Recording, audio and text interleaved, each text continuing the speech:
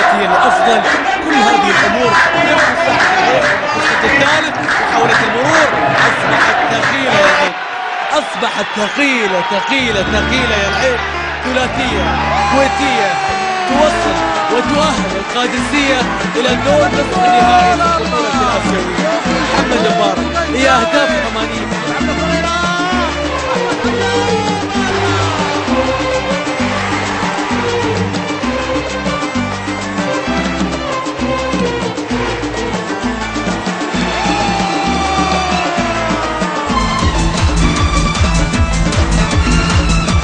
واللاعب زيد التراوري هو بالمناسبة لاعب العين السابق. وهنا المحاولة فوزي بشير يلعب الكرة في مكان إلى المطيري. نواف عرضية وعالية في مكان خطرة تنتهي فيها تسديدة وليد.